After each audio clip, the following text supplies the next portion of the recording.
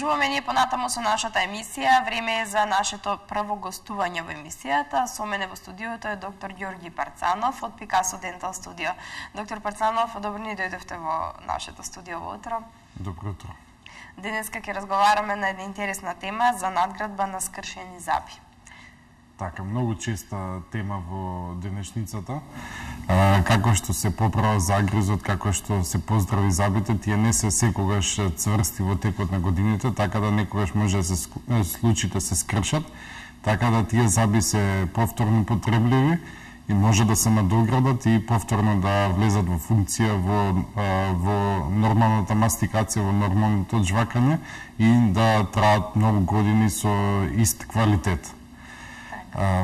Се случува често така да се скршат забите и многу често доаѓаат пациентите во стоматолошките ординации и најчестото е тоа што дали може да прво прашање дали може да се спаси забот.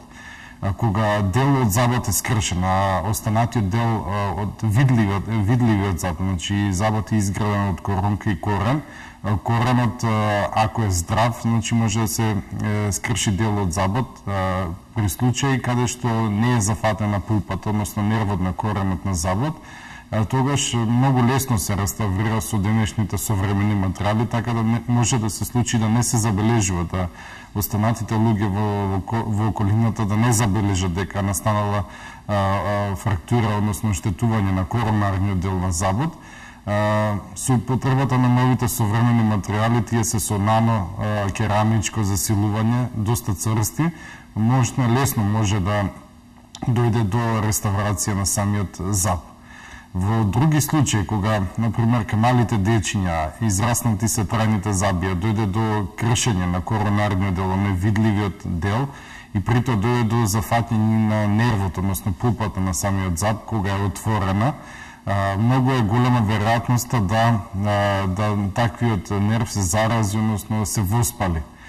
Секогаш родителите треба да нагласам дека треба го зачуваат останатиот дел на забот, може да се искористи во одредени случаеви, така да кога е отворен коренот на забот не можеме нервот да го спасиме, доаѓа до умртвување, односно лекување на самата структура во внатрешноста на забот и заменување на таа структура, односно нервот и пулпата со полнење, со кое го реставрираме понатака забот и останува во функција. Откога ќе се наполни коренот на забот, може да се реставрира со композитен материјал, исто како што се случува во првата фаза, кога не е зафатен нервот.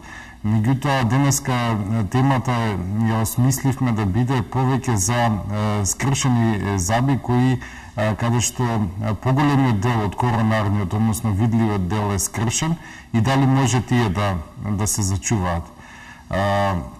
Најчестото со кое доаѓаат пациентите во стоматолошката ординација кога ќе се скрши поголемиот дел од коронката е да се јават најчесто со болка, затоа што непцето е тоа што боли, забот не боли ако е претходно умртвен, претходно лекуван, или ако е жив, витален заб скршен, тогаш е со јаки болки и од самиот нерв, односно содржината во коренот на забот, така да доаѓаат хитно во стоматолошката ординација и првата желба е да се вади тој заб.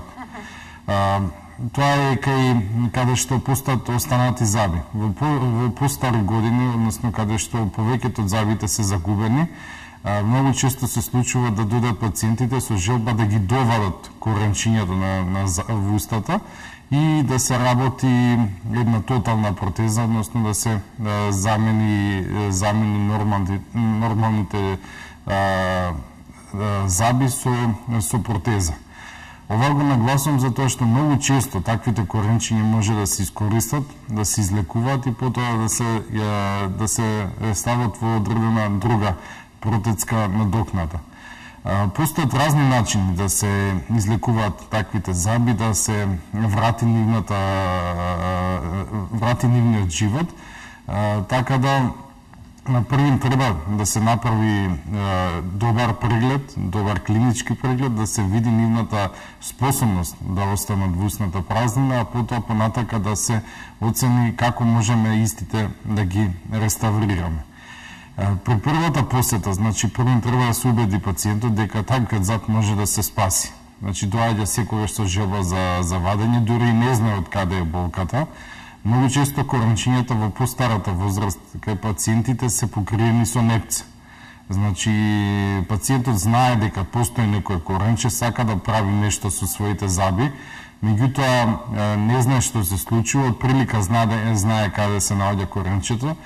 Така да задачата на стоматологот во тој случај е да препозна и да види каде се наоѓа коренчето и дали истото може да се искористи.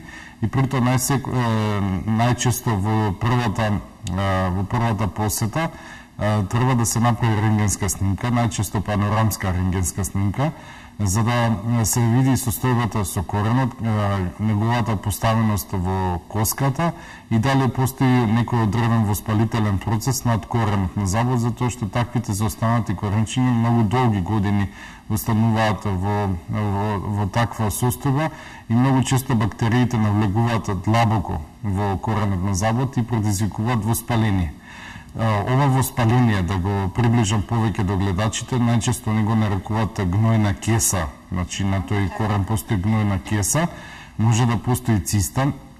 Истиот може, ќе се вратам на една тема од претходните емисии, да се излекува нормално, конзервативно, може да се употреби ласер за стерилизација на коренот на забот и да се искористи, или па ако е долга должината, ако коренот е доста долг и може да се искористи, може цистата да се острани хируршки, останатиот дел од коренот на забот да се наполни, да се исполни и потоа да се реставрира со одредени материјали за кои ќе зборуваме денеска. Ова се го зборувам затоа што многу често покрај тоа што имаат желба да ги извадат коренчињата, некои пациенти кои сакаат да носат фиксни решенија или мобилните протези да ги фиксираат со одредено фиксно решение, коренчињата ги вадат и после одат на реставрација на забите со импланти. Ја ќе кажем дека имплантите се секако добро решение, може многу добро да се изработи со импланти, тоа е чиста работа, стерилно, меѓутоа ако имаме здрави коренчиња кои може да се искористат, секако се подобри од било кој имплант кој има истата функција како и за останатиот корен во устата. Разликата помеѓу двете решенија е тоа што со имплантот треба да се иде со хируршка интервенција и финансиски многу повеќе го оптоварува пациентот во однос на оваа поедноставна техника и можноста да се надградат самите заби. Кога зборуваме сега за корените на забите, значи секако тие треба да забележиме дали имаат нормална структура во внатрешноста, да видиме каква е формата на коренот, дали се претходно излекувани и наполнети. Многу често се случува да истите не се исполнети, многу одамна да се умртвени забите и самото полнење што било направено во тој момент, да со текот на годините самиот организам го ресорбира таквото полнење, така да оставен еден празен простор за функционирање на бактериите и другите микроорганизми, за да подоцна, ако не се забележи тоа, да направат одремен друг проблем. Од кога ќе се исчисти знавот во внатрешноста, од кога ќе се наполни, коренот на забот, иако нема видлив дел во устната празнина, денеска постојат многу средства и начини, материјали кои можат да се употребат за реставрација. Најчесто во минатото се користеше метална надградба, многу од гледачите слушнале и многу често кажуваат имам метално колче во самиот зап за да после докторот го надгради. Постоја неколку типови на метални надградби кои беа индивидуални направени за самиот зап. Значи пациентот дошол во стоматолошката ординација, стоматологот земал отпечаток го испрепарирал прво, потоа земал отпечаток и тоа е индивидуален надоместок метален и потоа цементиран во самиот зап, или пак фабрикувани колчиња, готови колчиња кои се фиксираат во самиот зап, на кои потоа се надоградува останатиот дел, видлив дел од забот. Јас ќе кажам дека се повеќе излегуваат од игра ваквите колчиња, затоа што имаат неколку мани. Некои од маните се тоа што имаат имаат голема цврстина и немаат еднаква еластичност како самиот зап. Па така да со текот на годините може да настане фрактура на коренот на забот, значи од хронична дразба, тоа е замор на материјалот, и да дојде до пукање на коскениот дел, односно структурата на самиот зап, и потоа од која ќе настане таквата вертикална фрактура најчесто, нема веќе функција, тој зап со се коренчето, со се коронката се вади и коренот и надоградбата со коренот на забот, така да тој зап веќе излегува од функција. Ова го зборам затоа што ваквите надоградби се стават и во големи конструкции, каде што носат повеќе заби, многу повеќе делови кои фалат од самиот загрез, така да треба да добро се испланира како ќе се постави надоградбата, која ќе биде должината и како ќе биде тој зап потоа уптоварен. Една друга помалку значајна мана или недостаток на ваквите метални надградби е тоа што и не се естетски. Металот знаеме дека е сив до црн, кога ќе се направи коронка, односно кога ќе се работи некоја реставрација на самото колче, треба да се потребуваат материјали кои ќе зацкрат сивата површина, меѓутоа со текот на годините многу често меѓу гледачите ќе се забележат каде што постојат сиви делови, црни делови, каде што отпаѓа дел од коронката и потоа се нефункционални, така да естетски не го исполнуваат доволно ефектот на доградување на самиот зап. Во минатото овие метални надградби, дали фабрикувани или индивидуални, многу често се користат затоа што немаше друг материјал, а денеска со развојот на технологијата, на развиток на стоматолошките материјали, се дојде до многу нови типови на надградби со многу различна цврстина, и денеска ќе потенцирам најмногу и ќе зборувам за овие нови надоградби кои можат многу добро да го реставрираат забот и се со еднаква еластичност или приближно со еластичноста на самиот забот, значи ќе ги избегнеме вертикалните фрактури, а од друга страна имаат иста боја како што е бојата на забот, така да многу лесно може да се реставрираат и со композитен материјал, односно со пломба во стоматолошката ординација, или пак да се реставрираат со коронка, а во овој случај доаѓаат во можност и безметални коронки, кои не содржат метал и кои може лесно да се аплицираат, се естетски, се биокомпатибилни и се многу подобри од метал керамичките коронки, кои беа единствен избор кога се работеше со метални надградби. Денеска овие нови колчиња, значи можеме да ги поделиме во неколку групи во однос на цврстината. Истите можат да бидат изградени од цирконија, можат да се изградени од помеки материјали и најчесто денеска се употребуваат фиберглас, така се нарекуваат тие надоградби, значи фиберглас колчиња. Сега како што постојат пломби на пазарот, како што постојат видови на белења, така постојат и видови на колчиња, фиберглас колчиња. Најдобро е да се работи со таквите колчиња кога се надоместува забот. Сега индустриите развиле цели системи за реставрација, значи тоа е една море на информации кои доаѓаат до стоматолозите и кои се релевантни да одлучат со кој систем ќе работат. Јас ќе кажам лично, работам со одреден систем кој има додатна хемиско појачување на самиот зап, значи се аплицира најпрво лепило, значи се препарира коренчето на забот, се аплицира лепило, а потоа се надоместува со ваквите надоградби. Многу значајно е тоа што при апликацијата на ваквиот материјал се осветлува, значи во истиот момент се стврднува надоградбата во однос на металните надградби кои порано требаше неколку сеанси да се посети за да се дојде до една добра надоградба. Сега се работи за 15 до 20 минути готова надоградбата. Меѓутоа тука има разлика во самите колчиња, дали лесно се полимеризираат, односно дали светлосно се стегнуваат многу лесно или треба да се почека неколку минути. Значи сега технологијата и индустријата оди во такви размери да разликата во колчињата, во однос на цврстината, во однос на работата се сведува на мали нешта, мали разлики, така да добиваме добар производ на крајот од било која стоматолошка процедура, односно понатака надградба со други продетски надокнади. Така, доктор, овде ќе ве прекинам да кажеме дека нашите гледачи може да се вклучат и да се јават на телефонскиот број 2521 003. Драги гледачи, доколку имате прашање до нашиот гостин, слободно јавете се. Ајде да повториме, значи, накратко да појасниме за гледачите колку видови на надградби постојат. Значи, уште еднаш ќе повториме она на почетокот што го зборев.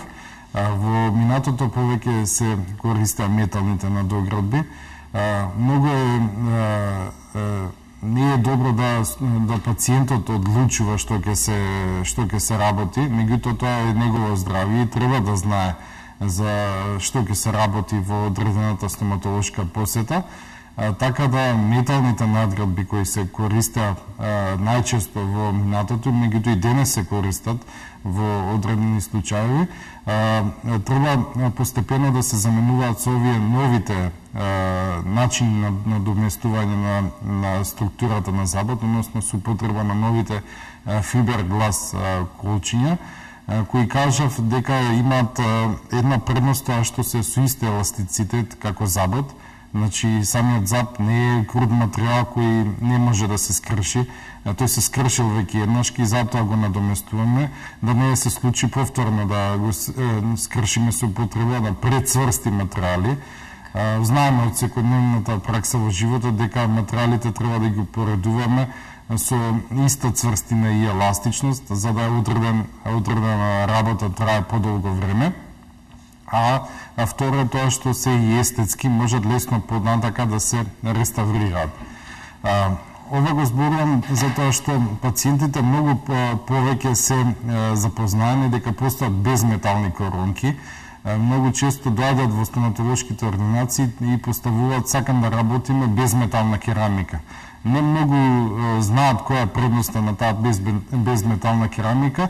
Најчесто предноста која знаат е естетиката, затоа што не се познаваат црни радови и во случаи каде што постои претходно метална надоградба, таква безметална керамика е многу потешко да се работи, затоа што ќе се скрозира повторно металот кој е во структурата на самиот зап.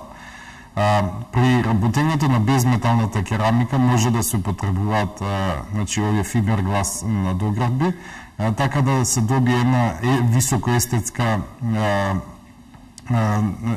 естетско решение кое ќе го задоволува самиот пациент во однос најчесто во предната регија кога тој започества и во креирањето на смевката.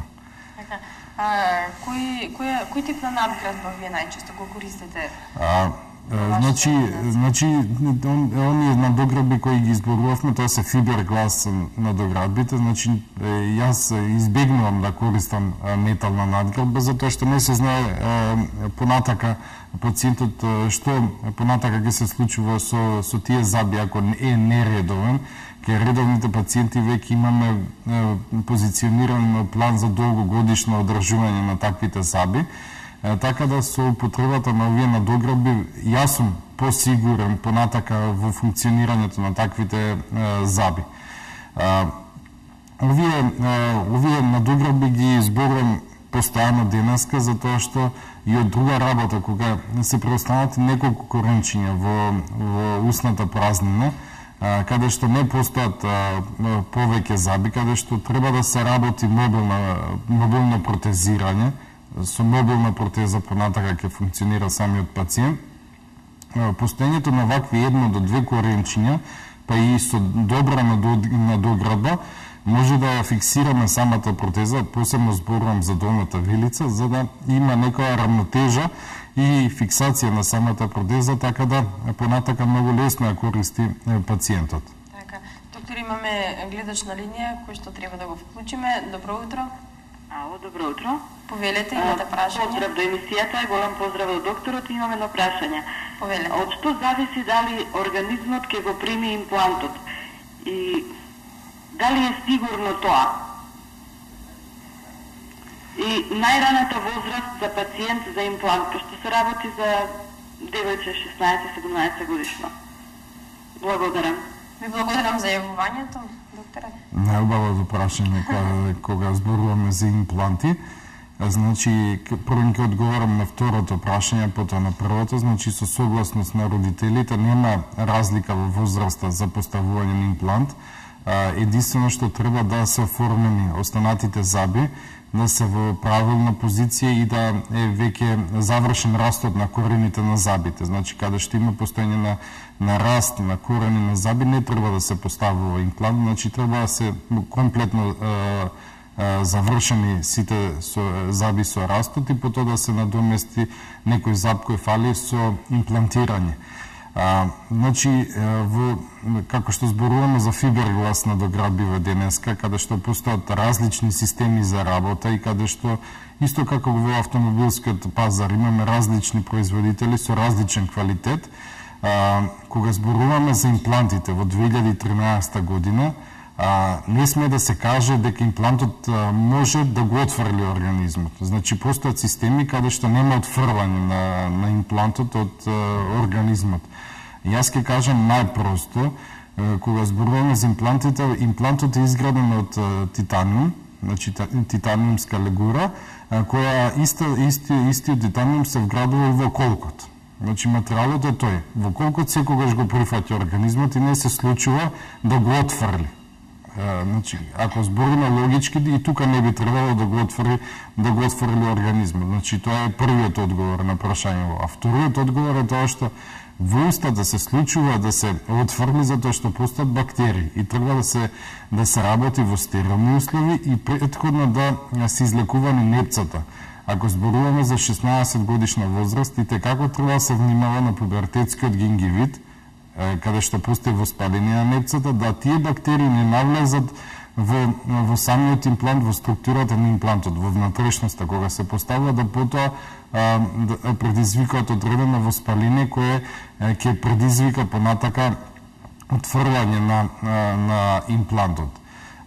Но исто така постојат усовршени многу системи каде што е неможно да го отфрли организмот, затоа што има разлики во системите и во површината на самиот имплант, така да тие се засилени со одредени плазми кои ја привлекуваат крвта, така да ќе посветиме цела една емисија во објаснување на површината на имплантот, какви имплантолошки системи има и како е доведено успехот на имплантацијата до 99,9%, значи успешност, така да не се сомневаме да организмот го изфрли имплантот. Во моите случаи ја не се плашам од изфрлање на имплантот, единствено се плашам каква хигиена понатака ќе спроведува пациентот со самиот имплант, затоа што исто имплантот реагира како останатите заби. Знаеме дека во нашата средина малку е по ниско нивото на одржување на орална хигиена, така да имплантот може да го загубиме единствено ако не го чуваме еднакво и како природните заби и малку повеќе, затоа што тоа е сепак некој надворешно страно тело во нашиот организам. Така, значи, многу е важно, освен тоа што треба добро да се изработи сето тоа, многу е важно хигиената отпосле. Најважно. Хигиена отпосле, резултатот ќе биде? Резултатот ќе биде лош. Единствена работа што може да ги спаси забите и имплантот е само доброто одржување на орална хигиена. Затоа и стоматологот многу од времето треба да посвети во објаснување на како да се спроведува оралната хигиена и кои се техниките добри за одржување на оралната хигиена.